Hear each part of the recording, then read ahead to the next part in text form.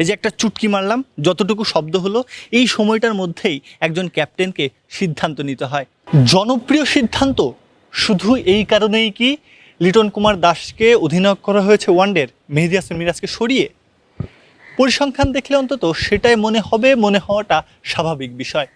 কিন্তু শেষ 5 সিরিজের মধ্যে 4টিতে যে জিতেছেন মেহেদী হাসান মিরাজ, তবে পরিসংখ্যান তার পক্ষে যাওয়ার পরেও কেন এই সিদ্ধান্ত নেওয়া হলো? বোর্ড সভাপতি তামিম ইকবাল খান সংবাদ সম্মেলনে অবশ্য সরাসরি বলে দিয়েছেন, মেহেদী হাসান মিরাজকে আমরা যেভাবে দেখে অভ্যস্ত, তার পারফরমেন্স আমরা যেটা আশা করি সেটা তিনি দিতে পারছেন না।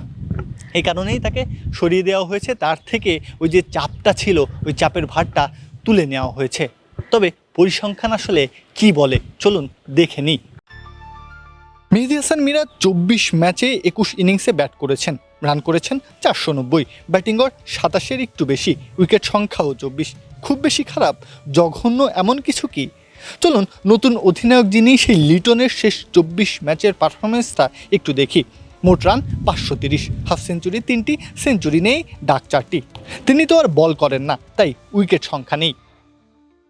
মেহেদী হাসান মিরাজের থেকে লিটন কুমার দাস ব্যাটার হিসেবে যজন এগিয়ে। টপ অর্ডারে তিনি ব্যাট করেন, মিডল অর্ডারে এখন বর্তমানে দায়িত্ব পালন করছেন।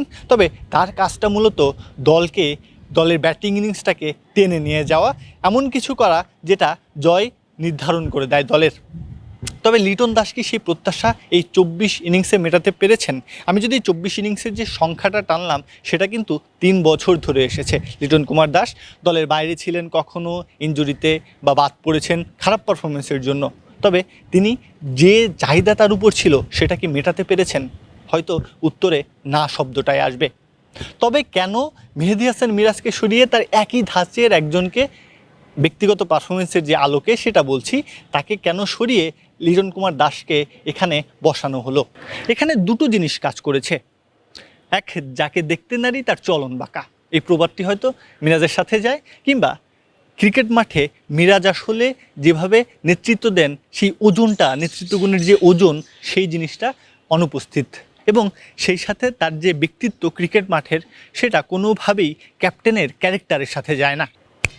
এই যে একটা চুটকি মারলাম, যতটুকু শব্দ হলো, এই সময়টার মধ্যেই একজন ক্যাপ্টেনকে সিদ্ধান্ত নিতে হয়।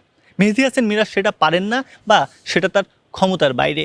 শুধু তাই নয়, ড্রেসিং রুমের পরিবেশ শান্ত রাখা, বাকি যারা আছেন তাদের খারাপ পারফরমেন্সের সময় ব্যাকআপটা দেওয়া এবং নিজের পারফরমেন্সটা বের করা, মেহেদী হাসান মিরাজ এর কোনোটাই করেন না বা পারেননি এখনও পর্যন্ত। শুধু তাই নয়, তার স্বার্থপরতা নিয়েও কথা হয়, তবে সেটা ভিন্ন এক আলাপ। মূল বিষয়, মিরাজকে 2027 বিশ্বকাপের কথা মাথায় রেখেই দায়িত্ব দেওয়া হয়েছিল। নাজমুল হোসেন শান্তকে হঠাৎ অন্যায়ভাবে সরিয়ে সেই দায়িত্ব পেয়েছিলেন মিরাজ।